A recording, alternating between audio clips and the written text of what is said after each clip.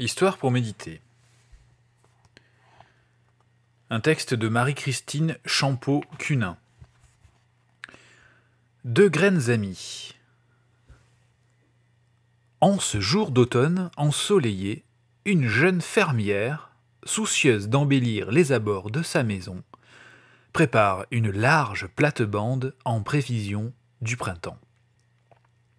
Elle retourne la terre pour y semer d'un geste vif une poignée de graines de coquelicots.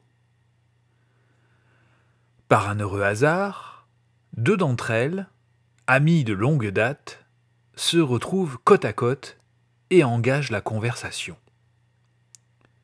La première, très enthousiaste, dit d'une voix enjouée : « Quel bonheur !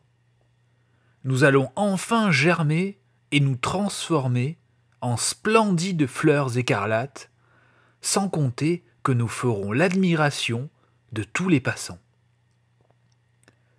À son grand étonnement, son amie, plus réservée, fait grise mine. Inquiète, elle se demande ce qui les attend. Elle redoute l'inconnu. Sa voisine poursuit malgré tout sa tentative de persuasion.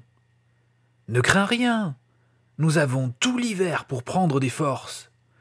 Nous allons toutes deux pousser nos racines au plus profond de la terre pour nous assurer d'être bien solides, puis, le moment venu, nous lancerons nos pouces vers le haut pour sortir du sol et voir le soleil. » La petite craintive écoute attentivement, mais plus elle écoute, plus son anxiété grandit. « J'ai peur d'envoyer mes racines au cœur de ce noir terreau, soupire-t-elle. Par ailleurs, j'ignore tout ce qui se passe au-dessus de nous. » Réaliser son rêve exige des sacrifices et comporte quelques risques, bien sûr, reprend la plus hardie. Mais cela vaut la peine.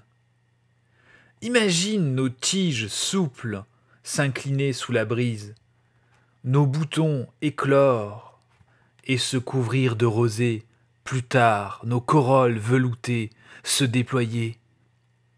Et puis, nous ne pouvons pas décevoir la gentille jardinière, si bienveillante à notre égard.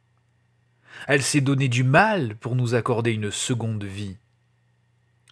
Eh bien, moi, je ne veux pas d'un tel destin, s'entête la première. Je préfère rester tel que je suis, graine parmi les graines, et attendre que le monde soit plus sûr avant de m'y aventurer. Tant pis pour la fermière.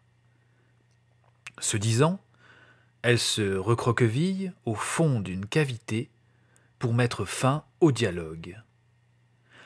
L'histoire nous apprend qu'au printemps suivant, un oiseau en quête de nourriture se pose parmi les coquelicots épanouis, gratte la terre avec sa patte, trouve la graine repliée sur elle-même et la mange. Voici maintenant quelques sujets de réflexion suggérés par l'auteur. La petite graine craintive n'aurait-elle pas mieux fait de s'ouvrir aux autres avec confiance ? Quelles sont les limites de la sécurité à tout prix ? Que signifie la prise de risque ? Prendre des risques pour soi, mais aussi pour sauver une vie, par exemple. J'ai reçu des talents. Ne vaut-il pas mieux les cultiver que les enterrer ?